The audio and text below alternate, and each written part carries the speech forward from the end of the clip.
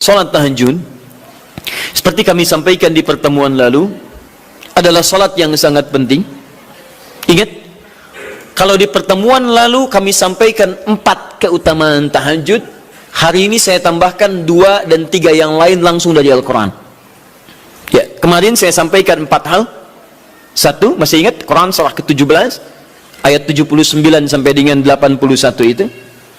Orang yang rajin tahajud akan mendapatkan 4 keutamaan yang tidak didapatkan oleh orang-orang yang tidak tahajud, sekalipun sholat fardunya begitu khusyuk. Ya, antum sholat fardu khusyuk, bagus, tapi nggak tahajud, nggak dapat 4 keutamaan itu. Ini sudah saya bahas panjang lebar di pertemuan lalu, saya hanya sebutkan cepat saja. 1, Allah akan mengangkat karir, pekerjaan atau aktivitasnya di tempat yang terbaik. Ya, jadi kalau antum misalnya pengusaha atau orang karir di kantor dan sebagainya, itu akan cenderung kemudian ditolong oleh Allah, diangkat ke tempat yang terbaik. Terbaik itu tidak harus puncak yang paling tinggi, direktur, tidak misalnya, tapi tempat yang bisa membuat nyaman hidup Anda, sholat bisa nyaman, bergaul juga nyaman, dan tenang kehidupannya. Mungkin level Anda nggak sampai puncak ya direktur utama, mungkin direktur 1, 2 gitu ya, tapi Anda dijauhkan dari hal-hal yang maksiat, dijauhkan. Sholatnya enak, punya ruangan nyaman dan sebagainya. 2, Allah akan bimbing setiap ahli tahajud. Allah akan bimbing sehingga menjalani awal pekerjaannya dengan begitu mudah. Wa rabbi adkhilni mudkhalas sidqin. Ya Allah, tolong bimbing saya supaya mengawali pekerjaan dengan cara yang benar. 3, awas hati-hati, Anda memang posisi tinggi, sekarang dapat proyek, apakah setiap yang dapat proyek menjalani pekerjaannya dengan benar? Belum tentu. Jangan tinggi-tinggi lah. Maaf ya, apakah orang tua yang sekarang menyekolahkan anaknya ke tempat belajar menjalani awalnya dengan benar? Hati-hati ya Bu ya, Pak. Bapak Ibu menyekolahkan anak dengan awal yang salah, maka memberikan jalan keburukan ketika dia belajar. Saya katakan, jangan pernah Anda masukkan anak Anda ke sekolah dengan menyogok. Bayar sekian supaya masuk, menyalahi aturan. Kalau awalnya sudah salah, bagaimana anak Anda bisa belajar dengan benar? Mustahil mendapatkan sesuatu yang tidak baik. Yang baik itu mustahil didapatkan. 3, wa akhrijni mukhrajas sidqin. Allah berikan jalan keluar terbaik dari persoalan yang dirasakan. Di ahli tahajud itu setiap punya masalah, bukan nggak dapat masalah ya, bukan tidak bermasalah hidupnya. Dia mendapat ujian juga. Cuman sebelum diuji, diringankan masalahnya. Sehingga seakan-akan nggak punya masalah. Padahal sama dengan yang lain, cuma saat akan dia lalui, Allah ringankan persoalannya sehingga mudah dilalui. Dan yang keempat ini yang hebat. Ya, waj'alni min ladunka sultanan nasira. Allah akan tolong langsung orang ini ketika ada lingkungan sekitar yang akan menyakiti atau menjahilinya. Kalau diisengi orang, diganggu orang dan sebagainya, ini orang-orang seperti ini langsung mendapatkan perlindungan dari Allah Subhanahu wa taala.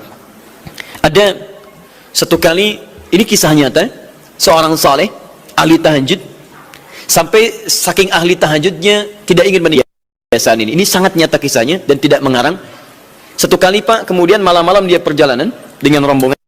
Sekarang lihat apa yang beliau sampaikan. Begitu datang harimau itu, perhatikan ahli tahajud ini, dia ingat dengan janji Allah. Dia ingat dengan janji Allah. Perhatikan baik-baik ya. Kalau Anda sudah punya kebiasaan Qur'ani dalam jiwa Anda, maka ayat itu akan hadir membimbing Anda dalam setiap kesulitan Anda. Apapun itu. Nabi Yusuf dekat dengan Allah. Ketika digoda muncul ayatnya. Laula arra'a burhana rabbi. Kalau bukan melihat petunjuk dari Rabbnya, niscaya ada sesuatu yang buruk terjadi kepadanya. Tapi Allah jaga beliau. Lihat baik-baik teman-teman. Begitu melompat harimau itu, kemudian dia katakan dalam jiwanya. Lihat kalimatnya. Ya khalqallah. Hei makhluk Allah. Dia tidak katakan ya namar, hei harimau, tidak. Kalau disebutkan harimaunya menunjuk pada zatnya, tapi dia lekatkan makhluk ini kepada penciptanya. Hei makhluk Allah. Ya khalqallah, hei makhluk Allah. Jika saya memang rizki yang telah Allah tetapkan untukmu pada saat ini, maka saya ridho untuk engkau makan, silakan, tidak ada masalah. Kalau Allah tetapkan saya sebagai rizki untukmu pada saat ini, silahkan. Tapi kalau saya bukan menjadi rizki yang telah Allah tetapkan untukmu pada saat ini, maka jangan coba-coba ganggu ibadahku hari ini. Lihat kalimatnya, bukan jangan makan aku. Lihat, bukan jangan makan aku.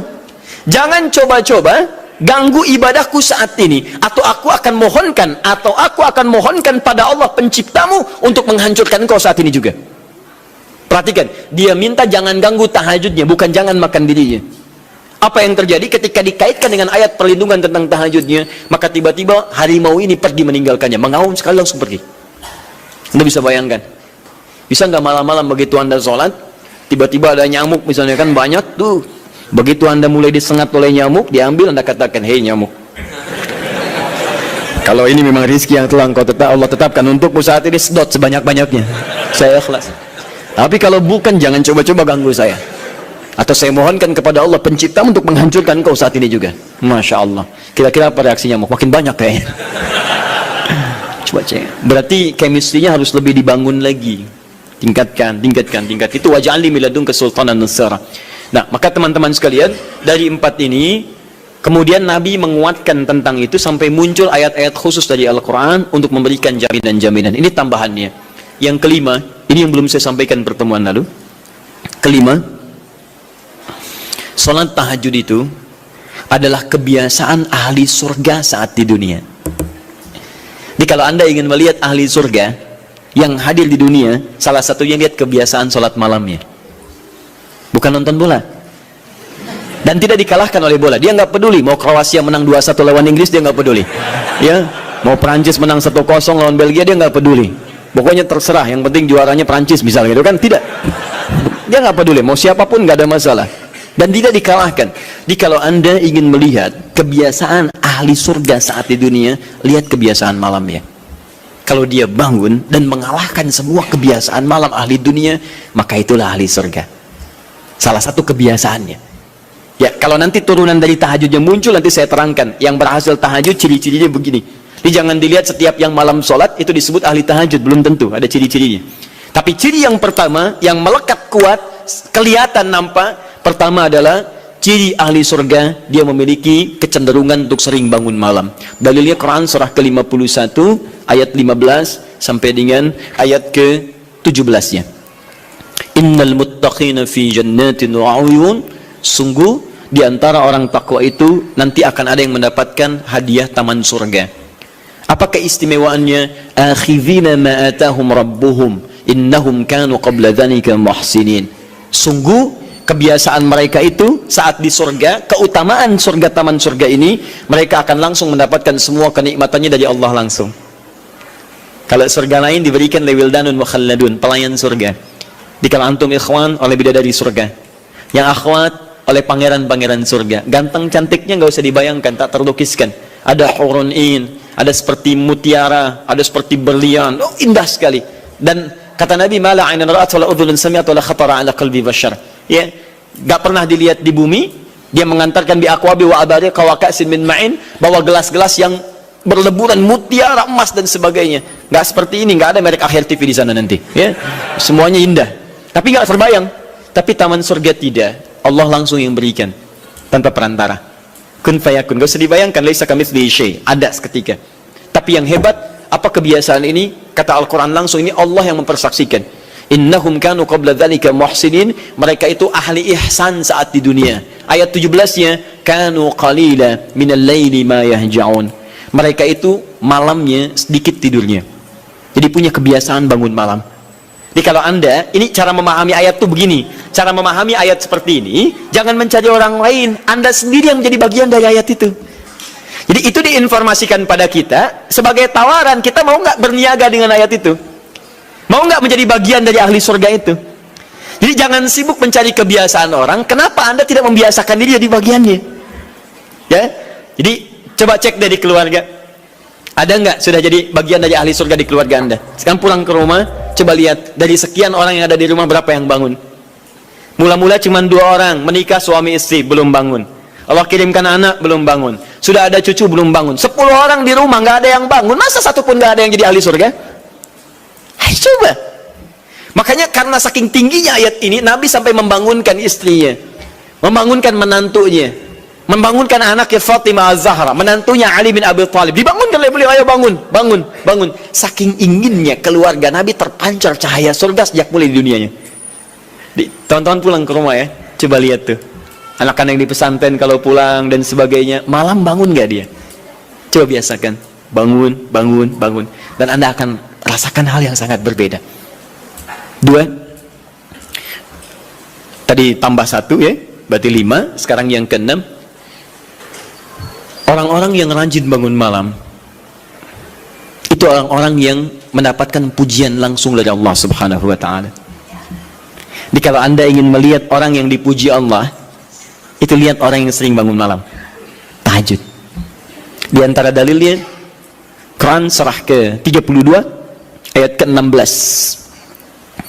Tatajafa junubuhum 'anil madaji' yad'una rabbahum khawfan wa tam'a wa mimma razaqnahum yunfiqun. Setelah kita sujud itu ayat sajadah, Allah terangkan. Itu indah sekali kaitannya. Nih, di antara orang sujud ini ada yang lebih hebat lagi. Kalau Anda sholat subuh baca misalnya ayat sajadah, sujud, Allah terangkan, di antara sifat orang yang rajin sujud ini adalah orang-orang yang rajin tahajud. Tatajafa junubuhum 'anil madaji'.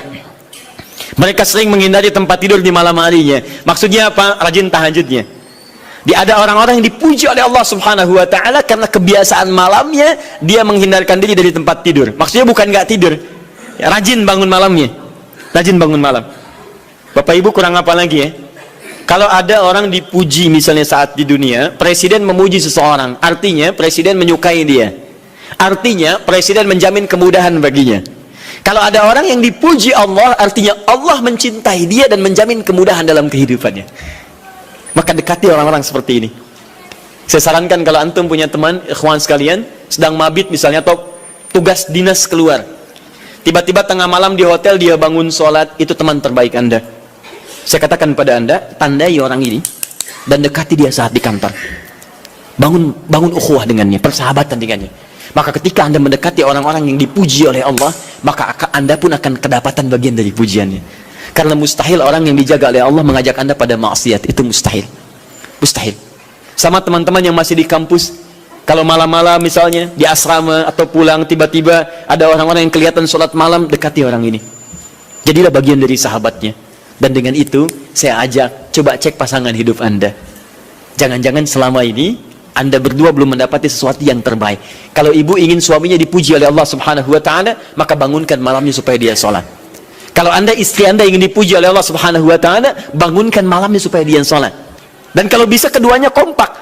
Pernah kan saya sampaikan di pertemuan lalu, Nabi menyampaikan, lihat rahimallahu ra'an atau rajulan, Allah merahmati seorang lelaki, kemudian yang bangun di pertengahan malam dia sholat, lantas membangunkan istrinya dan menciprakan air di wajah istrinya supaya dia bangun menunaikan sholat malam. Seperti Allah merahmati seorang istri yang bangun di malam hari untuk sholat, kemudian dia mencipratkan air di wajah suaminya supaya bangun untuk sholat.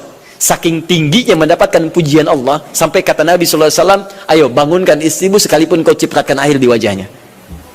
Tapi mohon izin Bu ya, maksud hadis itu kalau sudah ada komitmen dan rencana bangun di malam harinya. Nggak ya? Bukan ibu ngaji sekarang suami nggak hadir, terus dengar itu terus nggak punya rencana. Aduh saya pengen suami dipuji Allah, masya Allah, malam-malam segayung Pak. Mama kenapa? Hadis Nabi Pak. Oh hadis Nabi. Aduh siapa yang ngajarin? Nah, itu yang repot. Paham ya? Baik. Sudah yang terakhir, ini menunjuk pada keutamaan tahajud. Kemarin 4, saya tambahkan jadi 3. 1, masih ingat tadi yang pertama apa? Allah Subhanahu wa ta'ala menjamin ia sebagai ahli surga, kebiasaan yang ada di dunia. Yang kedua, Allah memuji orang ini. Dan yang ketiga, tahajud itu kebiasaan orang soleh yang ditekankan oleh Al-Quran dan hadis Nabi SAW. Kebiasaan orang-orang soleh. Jadi kalau yang pertama ahli surga, kedua dipuji Allah, yang ketiga langsung dikuatkan orang-orang soleh. Dan orang-orang soleh itu, mohon izin ya, maaf, orang soleh itu tempatnya saat di surga itu sesurga dengan semua nabi, semua nabi dan rasul. Ayatnya ada di Quran surah keempat An-Nisa ayat 69, paling kanan di pertengahan. وَمَنْ يُطِعِ اللَّهَ وَرَسُولَهُ فَأُولَئِكَ مَعَ الَّذِينَ أَنْعَمَ اللَّهُ عَلَيْهِمْ مِنَ النَّبِيِّينَ وَالصِّدِّيقِينَ وَالشُّهَدَاءِ وَالصَّالِحِينَ وَحَسُنَ أُولَئِكَ رَفِيقًا. Siapa yang mau menaati Allah dan Rasulnya, maka dia bisa sesurga dengan orang-orang yang telah Allah berikan jaminan nikmat surga untuk mereka. Di antara mereka para nabi, Awas. Para syuhada, siddiqin, orang-orang jujur, wassalihin, orang-orang soleh. Ini syahidnya di ayat ini bahwa orang-orang soleh akan sesurga bersama semua nabi. Saya pernah katakan pada anda, kalau beberapa nabi saja, maka bahasa Arabnya bukan nabiyin, tapi anbiya. Anbiya. Karena itu ada surah ke-21, surah Al-Anbiya. Di situ dikisahkan beberapa nabi saja. Puncaknya di Quran surah 21 ayat 83 sampai 90. Di situ ada kisah Nabi Zakaria, kisah Nabi Yunus, kisah Nabi Ayub dan sebagainya. Anda bisa baca itu, ada turunan para nabi, tapi tidak semua nabi dikisahkan. Tapi kalau Anda ingin sesurga dengan semua nabi tanpa kecuali, maka Anda kerjakan sebagai orang soleh saat di dunia, ada peluang mendapatinya. Nah, ciri orang soleh yang ditekankan itu, dia adalah orang-orang yang rajin. Ayat kedua, wa minal laili fasjud lahu wasabbih. Tapi sebagian malam cari waktu untuk banyak bersujud kepada Allah dan memperbanyak tasbih kepadanya. Di antara makna tasbih dan sujud itu adalah tahajud. Dari mana taunya tasbih dan sujud bagian dari tahajud? Itulah nanti yang akan kita bahas tentang sifat salat tahajud Nabi dalam pertemuan yang sekarang. Baik, sekarang kita mulai materi intinya. Tadi muqaddimah, ya. Baik. Bismillah.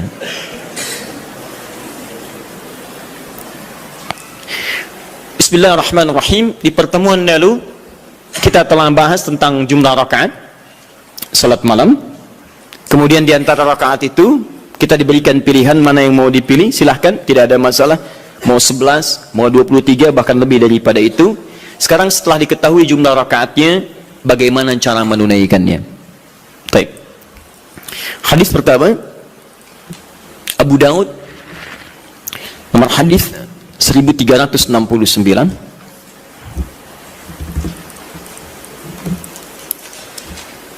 Kita ambil dua hadis dulu barangkali. Bismillah. Satu, hadis riwayat Abu Daud. Masih ingat ya, Abu Daud nama aslinya Sulaiman dari Sijistan, dikenal dengan Sulaiman As-Sijistani. Dia rawinya Ibnu Abbas radhiyallahu taala anhuma. Baik. Yang kedua, bisa diambil di Al-Bukhari.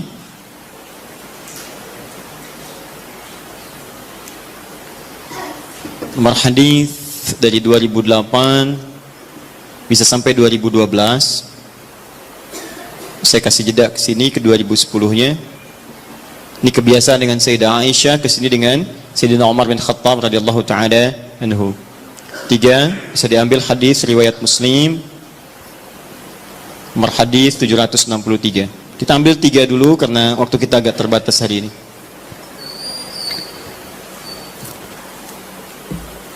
Baik, yang pertama kita lihat. Sekarang kita akan bicara tentang teknis atau cara menunaikan tahajud. Sifat pertama, apakah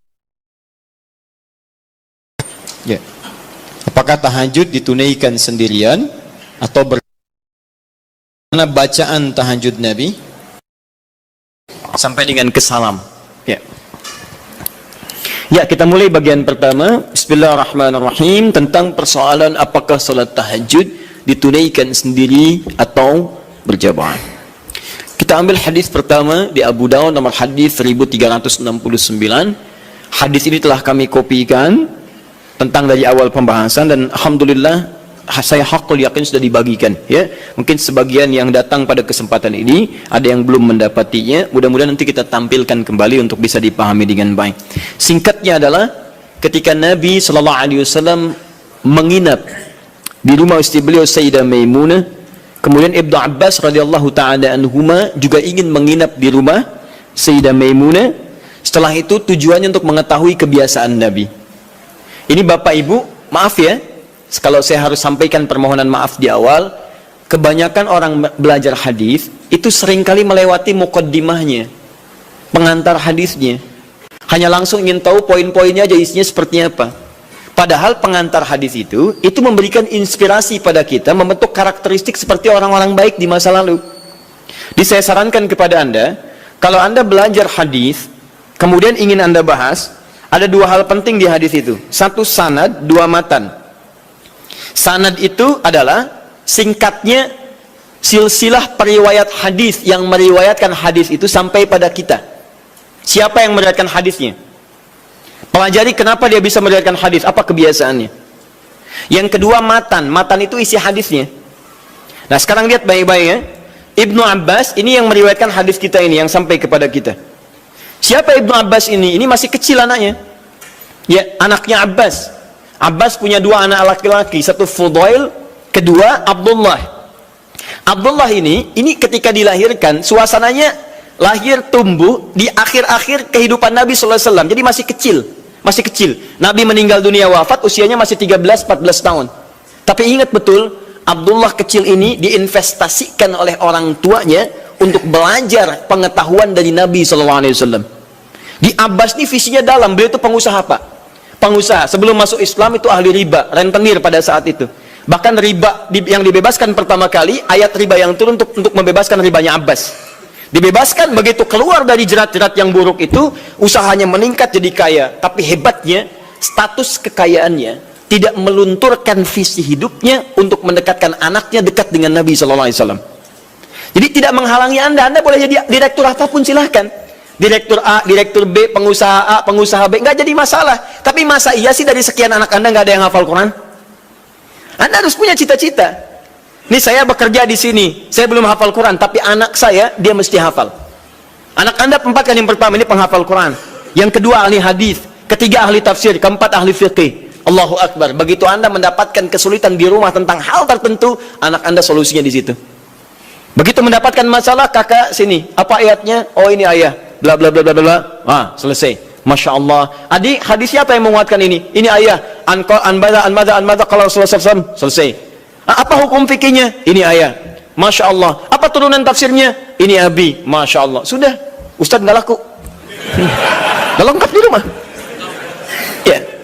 Nah, ini disiapkan oleh Abbas, anak pertama saya. Karena dia sudah dewasa, maka saya hibahkan untuk membantu Nabi.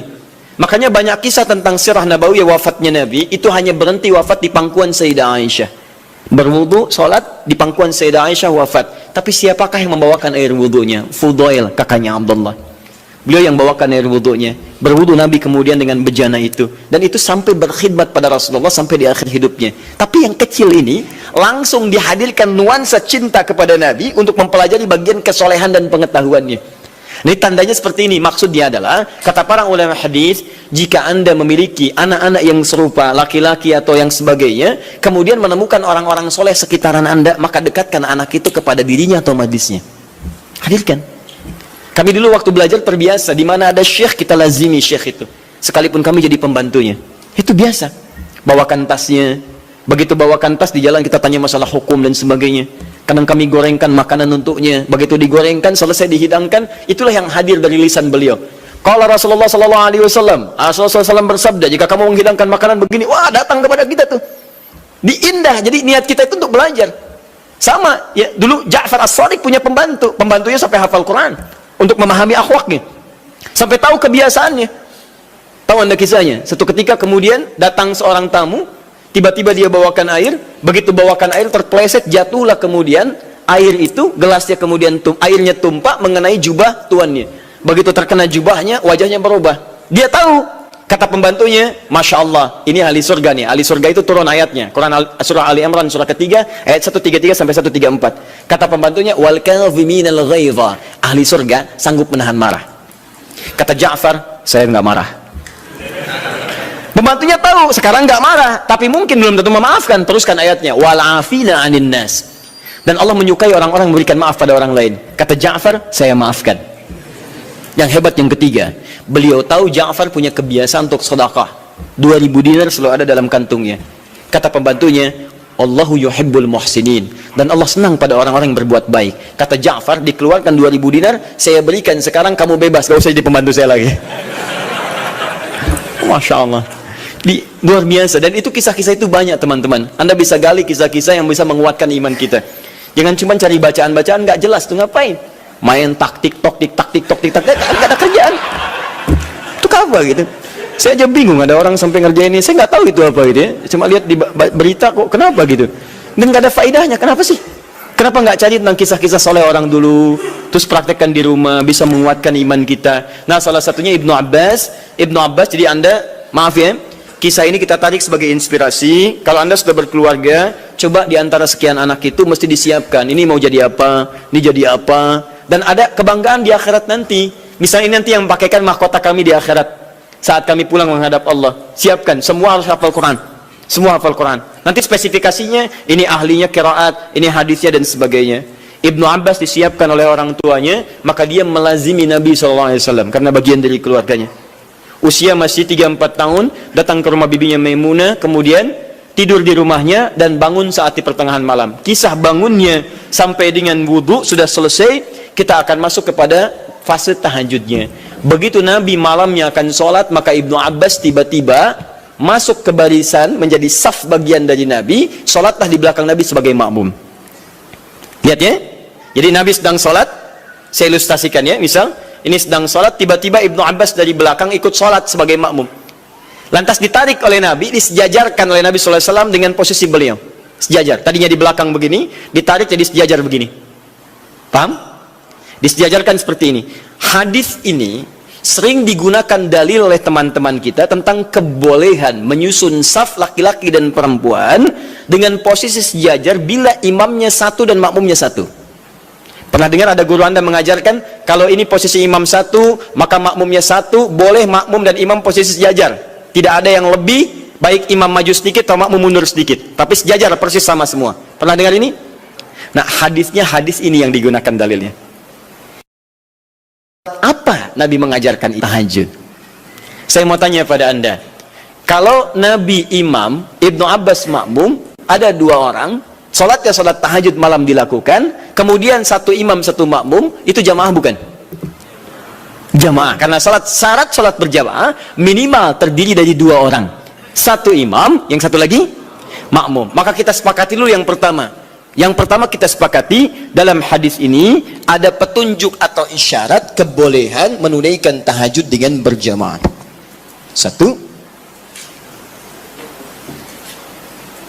bolehnya tahajud berjamaah. Awas, di sini ulama sepakat ya, awas hati-hati. Tidak ada yang tidak sepakat. Jadi kalau Anda yang tidak sepakat, Anda sendiri yang salah. Ya? Nabi mengerjakan, sahabat mengiyakan, ulama sepakat. Anda Nabi bukan, sahabat bukan, ulama juga belum. Anda tidak sepakat, Anda siapa? Ya, baik. Cuma nanti perbedaannya, kapan kebolehan ini bisa berlaku? Hanya bedanya di situ saja nanti. Kalau jamaahnya sepakat boleh, tapi kapan dibolehkannya? Dalam suasana apa? Apakah dalam setiap waktu boleh berjamaah, atau dalam keadaan tertentu berjamaah? Paham ya? Tapi saya ingin katakan bahwa ada kasus Nabi pernah sholat malam, kemudian ada makmum di belakang dan dibenarkan oleh Nabi. Kalaulah tahajud berjamaah itu dilarang, Nabi akan katakan, ngapain ikut sini, sebelah sana aja. Ya, misal, atau ini jangan berjamaah, ini tidak benar, yang bagus sendiri-sendiri aja. Ya, atau ngapain ikut bid'ah? Ya, tidak ya. Baik, tidak. Tapi Nabi akan katakan, kamu sebelah sana, saya sini.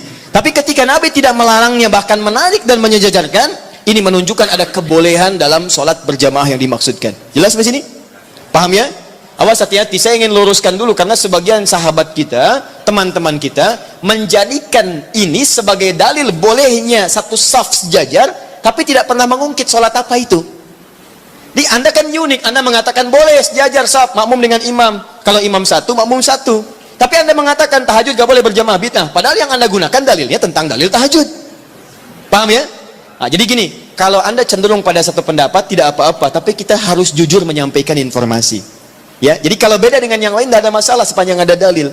Ya, dan tidak usah mencela orang lain. Kita punya pilihan, boleh, tapi jangan sampai pilihan kita kemudian menjelekkan orang lain. Itu yang tidak bagus. Jelas? Baik.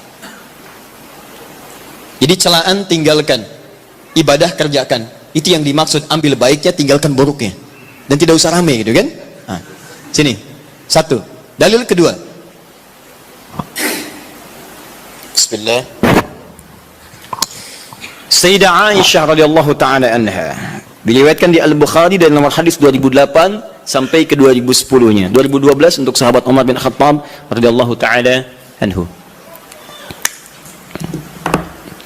Ja'a ashabu Rasulullah sallallahu alaihi wasallam. Datang beberapa orang sahabat Nabi sallallahu alaihi wasallam. Fahum Abdullah bin Mas'ud radhiyallahu taala anhu, Hudzaifah al-Yamani radhiyallahu taala anhu, wa Ubay bin Ka'ab radhiyallahu taala anhu. Baik, datang beberapa sahabat Nabi sallallahu alaihi wasallam, di antara mereka adalah sahabat Abdullah bin Mas'ud, kemudian Hudzaifah al-Yamani, kemudian Ubay bin Ka'ab radhiyallahu taala anhum jami'an. Fasa'alu Sayyidata Aisyah radhiyallahu taala anha. Mereka bertanya kepada Sayyidah Aisyah, semoga Allah meridai kepada beliau, an sifati salatin Nabi sallallahu alaihi wasallam, tentang sifat salat malamnya Nabi sallallahu alaihi wasallam. Faqalat, maka beliau menyampaikan, riwayatnya cukup panjang ya, makana yazidu fi Ramadan wala fi ghairihi ada 11 rakaat. Ya, sepanjang tinggal di rumah saya, sepanjang bersama saya, perhatikan cara menerjemahkannya. Sepanjang bersama saya perhatikan baik di Ramadan atau di luar Ramadan, beliau tidak pernah lebih dari 11 rakaat. Ya, jadi 11 rakaat di Ramadan, di luar Ramadan 11 rakaat. Tapi tolong catat baik-baik ya, cara menerjemahkannya sepanjang bersama saya. Sedangkan Nabi, istrinya tidak hanya Sayyidah Aisyah. Tadi saya katakan ada Sayyidah Maimunah, ada Sayyidah Zainab dan sebagainya. Dan di tempat lain Nabi pernah 13 rakaat. Seperti saya sampaikan di tempatnya Sayyidah Maimunah, Nabi 13 rakaat. Ada bahkan yang kurang dari itu, ada yang lebih daripada itu. Tapi di rumah Sayyidah Aisyah 11 rakaat. Dan ini telah tuntas di pertemuan lalu. Perhatikan, yusalli arba'an, kemudian beliau salat 4 rakaat, thumma yusalli arba'an, kemudian 4 rakaat, thumma yusalli thalathan. Beliau salat 4 rakaat dan 3 rakaat. 4, 3. 4 tambah 4, 8 tambah 3, 11. Ini seperti kesimpulan di pertemuan lalu, boleh kita menunaikan salat malam dengan 11 rakaat, formulasinya 4, 4, 3. Kalau Anda ingin 2, 2, 2, 2, ujungnya 1, boleh. Hadisnya sudah saya sampaikan. Bahkan masih tertulis di Abu Dawud nomor hadis 1369. Jadi kalau 11 boleh gunakan 2, 2, 2 ujungnya 1, atau kalau witirnya 3 kemudian 8 tambah 3, atau 4, 4, 3, selesai. Tapi pembahasan kita bukan di situ. Teruskan hadisnya. La tas'al an husnihinna wa tolihinna. Tapi jangan ditanyakan bagaimana panjang dan bagus bacaannya. Jangan ditanya. Maka setelah peristiwa itu, beberapa malam kemudian mereka mengikuti Nabi SAW, sholat di belakang Nabi SAW dalam kesempatan sholat malamnya. Dimulai dari Hudzaifah, dimulai dari kemudian Abdullah bin Mas'ud dan yang lainnya. Yang paling menarik, bahkan tersebut nanti di Al-Bukhari, bahkan di hadis Muslim, teman-teman sekalian, indah. Kata Hudzaifah, termasuk Abdullah bin Mas'ud, tidak ada sholat seindah sholat di belakang Nabi SAW. Tidak ada sholat seindah sholat di belakang Nabi SAW. Ini yang mereka kisahkan sholat malam. Kata Abdullah bin Mas'ud, Rasulullah SAW kemudian membaca 100 ayat Al-Baqarah pertama. Saya duga akan selesai, ternyata beliau lanjutkan. Yang paling menarik, lihat, ketika beliau membaca ayat tasbih, maka beliau berhenti bertasbih terlebih dahulu. Ketika membaca ayat doa, maka beliau berhenti berdoa terlebih dahulu. Ketika kemudian sampai pada ayat-ayat perlindungan itu tentang berlindung dari neraka, dari azab dan sebagainya, maka beliau berhenti untuk berlindung kepada Allah dari semua keburukan itu dulu. Anda bisa bayangkan, nanti ketika masuk ke bacaan saya terangkan tentang makna ini. Tapi poinnya adalah, saya mau tanya pertama kali, 3 orang sahabat ini sholat di belakang Nabi dalam kesempatan sholat fardu atau sholat sunnah? Sunnah. Sholat sunnahnya siang atau malam? Malam. Malamnya tahajud atau bukan? Artinya, boleh kemudian dalil ini bahkan tersebut di kitab yang sangat sahih, hadisnya sahih, menunjukkan kebolehan menunaikan sholat tahajud secara berjamaah. Paham? Baik. Ini dalil yang kedua. Ini dalil yang kedua. Tapi bagaimana pemahaman ulama dalam menafsirkan kebolehan ini? Karena jangan tafsirkan oleh kita sendiri, rujuk para ulama. Ibnu Majah nomor hadis 233. Innal ulama warathatul anbiya. Sungguh para ulama itu pewaris para nabi. Wa innal anbiya la yurithuna dirhaman wala dinaran walakinnahum yurithuna al-ilma. Sedangkan para nabi tidak pernah mewariskan dinar dan dirham, mereka mewariskan pengetahuan. Artinya, kalau ada ilmu yang pernah disampaikan oleh nabi, maka kita harus merujuk pada pemahaman ulama. Bagaimana mereka menafsirkannya? Paham ya? Awas, dan ulama itu luar biasa. Mereka belajar puluhan tahun. Imam Al-Bukhari itu menulis Sahih Al-Bukhari 16 tahun. Sebagian di Mekah disempurnakan di Madinah. Lalu Anda menyimpulkan dalam 16 jam. Mustahil, ya? Nah, ini dalil-dalil tadi menunjukkan kebolehan sholat berjamaah. Lantas bagaimana memahami tentang kisah-kisah tadi dalam kebolehan yang dimaksudkan? Maka ulama terbagi pada 2 pendapat utama dari sini. Dan ini yang boleh kemudian kita amalkan dalam kehidupan. 1,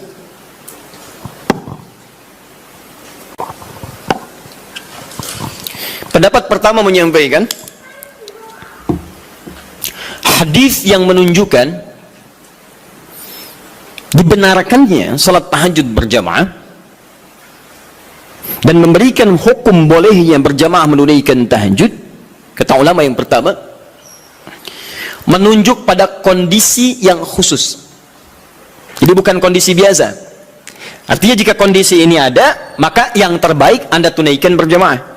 Tapi kalau kondisi dimaksud tidak ditemukan, maka sendirian itu lebih utama. Apa kondisinya? Satu, memberikan tuntunan atau pelajaran bagi orang yang belum terbiasa menunaikan tahajud. Belum biasa dia, ya, belum ada kebiasaan pada dirinya. Ini menunjuk pada hadisnya Ibnu Abbas radhiyallahu taala anhuma. Kan ini baru pertama kali berkunjung kan ke rumah bibinya Sayyidah Maimunah, kemudian tiba-tiba sholat di belakang Nabi, oleh Nabi ditarik, diajarkan bagaimana caranya menunaikan sholat malam, kekhusyuannya dan sebagainya. Jadi kalau Anda misalnya dalam kondisi ingin membimbing orang-orang tertentu, misal di rumah suami ingin membimbing dengan istri atau membiasakan dengan anak-anak yang belum terbiasa sholat malam, ya, tiba-tiba anak Anda beranjak misalnya jadi semakin dewasa, sudah baligh, Anda ingin bangunkan malam hari, jangan biarkan dia sendiri. Khawatirnya karena belum terbiasa, belum mengerti cara menunaikan sholat malamnya. Paham ya? Tiba-tiba Allahu Akbar, rakaatnya kencang, alhamdulillah sedang tahajud. Lama gak keluar bunyinya, lama-lama ketahuan tidur di sejadah itu kan? Nah, karena belum terbiasa. Ya, Allahu Akbar, baca surat, sudah baca surat, ruku Allahu Akbar, begitu sami Allahu liman hamidah, kedengaran dari samping, gol, ya, berubah suasana hidupnya. Salatnya ditinggalkan, kemudian langsung update status, itu kan repot juga. Ya, kekinian karena belum terbiasa menunaikan dia. Maka seperti Nabi membimbing Ibnu Abbas radhiyallahu taala anhuma, Anda boleh hidupkan saat di rumah, anak Anda bangunkan, yuk bangun yuk, malam kita tahajud. Kenapa Pak mesti tahajud? Kan kita udah banyak sholat. Misalnya, sayang, Allah menjamin kalau kita tahajud, kita sekeluarga masuk surga. Allah sudah menjamin surga kita di dunia, tapi Allah belum menjamin surga kita di akhirat.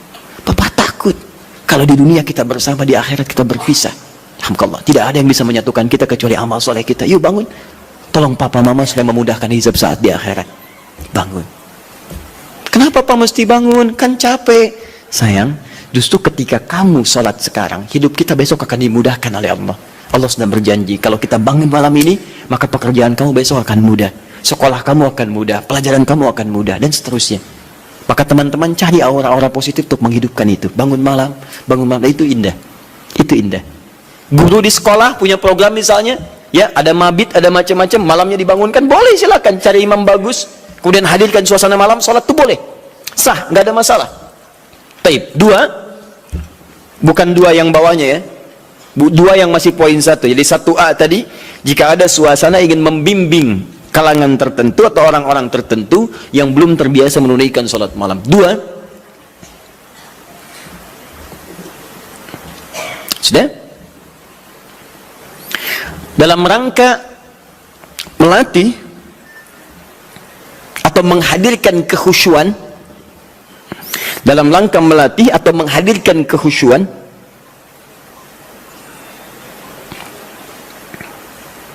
juga menyempurnakan hafalan Al-Quran. Melatih, menghadirkan kekhusyuan, juga menyempurnakan hafalan Al-Quran. Jadi kebolehan ini diikat pada suasana yang kedua ini. Contohnya tadi peristiwa beberapa sahabat tadi. Ya, mereka biasa salat malam. Cuman ingin bertanya bagaimana salat malamnya Nabi. Ingin merasakan kekhusyuan tersendiri. Dimaksudnya pengalaman itu nanti bisa dibagi dengan sahabat lain ketika mengimami.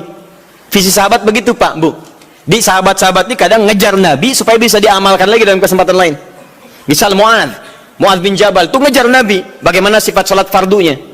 Begitu mendapati kebiasaan Nabi, oh Masya Allah, begitu Mu'adz salat di belakang Nabi, Allahu Akbar. Salat isya'nya teman-teman sekalian itu sampai Al-Baqarah 100 ayat, baru kemudian selesai salam.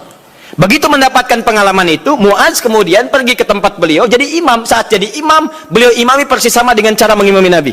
Isya'nya Al-Baqarah, rakaat pertama 100 ayat, rakaat kedua 100 ayat yang lainnya. Jadi selesai kemudian salat isya 200 ayat paling minimal. Kadang-kadang selesaikan Al-Baqarah. Begitu lihat makmum ke belakang, mulai berkurang. Kata Mu'adz, munafik nih orang-orang, nggak mau sholat dengan saya. Karena tanda orang munafik salah satunya adalah malas menunaikan sholat isya dan sholat subuh. Keberatan para sahabat yang disebut munafik oleh Mu'adz. Kami tidak munafik, diadukan pada Nabi. Begitu diadukan, Mu'adz dipanggil. Mu'adz, kenapa? Ya Rasulullah, saya imami mereka sholat malam, sholat isya. Mereka tiba-tiba menghilang. Ada yang lemas, ada yang tidak ikut. Mereka munafik, bukan kata Anda munafik orang-orang malas sholat isya. Lalu ditanya oleh Nabi, kenapa kalian tidak ikut sholat dengan Mu'adz? Ya Rasulullah, bukan kami nggak ikut, cuman kepanjangan. Kami udah kerja begini capek, diimamin begini, kami juga capek, kan? Nah, itu zaman Nabi sudah ada. Sudah ada sebagian seperti itu. Maka kata Rasulullah, kenapa Mu'adz kamu terlampau panjang? Kata Mu'adz, ya Rasulullah, saya akan ikut Anda. Anda ingin saya begini, saya praktekkan. Tapi Nabi, perhatikan, lebih pintar, karena Allah berikan bimbingan. Ya Mu'adz, perhatikan baik-baik. Saya baca panjang, karena makmum saya itu kamu. Tapi kamu baca panjang, makmum kamu mereka. Tidak sama. Kalimat itu yang di-copy paste oleh sahabat Ali bin Abi Thalib ketika kemudian disoal oleh masyarakatnya pada saat itu. Kata rakyatnya, Ali, kenapa pemerintahan kamu banyak masalah? Pemerintahan pada masa Utsman tidak begini. Umar lebih bagus daripada ini. Abu Bakar lebih bagus lagi. Pemerintahan kamu banyak masalah. Kata Ali, waktu Abu Bakar, Umar, Utsman, rakyatnya saya. Tapi waktu saya, rakyatnya kalian. Itu masalahnya. Paham ya? Baik. Wajjahtu wajhal ladzi fatara as-samawati wal ardha hanifan musliman wa ana minal musyrikin, dan seterusnya. Itu panjang. Itu boleh. Bacakan, pilih yang paling panjang sehingga ada getaran-getaran pada jiwa, ada semacam warming up. Kita lebih tersambung dulu sebelum membaca surat-surat yang lainnya. Ini koreksi ya bagi diri saya pribadi. Dan juga pengingat bagi Bapak Ibu sekalian. Maaf ya, maaf sebesar-besarnya. Ada sindiran halus dalam Quran, tapi begitu tajam maknanya. Umumnya orang sholat, bahkan ada yang tidak memahami apa yang dibaca dan dilakukan dalam sholatnya. Masalah kita sekarang, kenapa orang sholat belum menghadirkan kehusyuan? Karena umumnya, banyak orang yang masih belum paham apa yang dibaca dalam sholatnya. Bagaimana sholat kita bisa khusyuk kalau kita nggak ngerti apa yang dibaca? Saya mohon Bapak Ibu sekalian, cobalah dalam sepekan misalnya, hari ini saya mau paham iftitah dulu, supaya ketika saya paham, saya bacakan, ada getaran pada jiwa saya. Sahabat Abu Bakar saja, itu baru takbir Pak, takbir, itu sudah gemetar dan menangis. Baru Allahu Akbar. Dia begitu, fayaqulu, Abu Dawud nomor hadis 857, fayaqulu Allahu Akbar. Maka saat takbir katakan Allahu Akbar. Beliau angkat tangannya mengatakan Allahu Akbar, sudah gemetaran menangis. Sampai ketika diminta jadi imam oleh Nabi, kata beliau, ya Rasul jangan saya pribadi yang cepat menangis, khawatir banyak nggak khusyuknya. Ya, kenapa? Karena merasakan kalimatnya Allahu Akbar, Allah yang maha agung, maha besar. Beliau merasakan takut ketika bertakbir, merasa paling khusyuk sholatnya, merasa paling hebat dibanding orang, merasa paling paling luar biasa dibandingkan orang lain. Selevel sahabat Abu Bakar menemani kehidupan Nabi di dunia, berdampingan dengan Nabi di alam barzakhnya, itu saat sholatnya dalam masa hidupnya masih gemetaran tuh, takut ketika sholat membawa sekecil, seatom, sezarah nilai dari kesombongan dalam kehidupan dunia. Bahkan takut dalam sholatnya pun diduga orang paling khusyuk, takut, gemetaran sampai gemetar. Bisa nggak suasana itu? Bisa nggak gitu ya? Bisa Ustaz, subuh-subuh di puncak, bahkan sebelum takbir sudah gemetar ya? Bukan itu yang diharapkan, beda. Baik. Ya, saya sangat yakin kalau Anda paham tentang bacaan-bacaan ini, itu akan beda suasananya. Misal, antum yang iftitah baca apa doanya? Allahumma ba'id, ya, riwayat sahabat Abu Hurairah di Al-Bukhari. Paham gak artinya? Saya beri contoh ya. Gini. Allahumma ba'id baini wa baina khataya, ya, kama ba'adta baina al-masyriqi المغرب اللهم نقني من الخطايا كما ينقى الثوب الأبيض من الدنس اللهم اغسلني بالماء والثلج والبرد.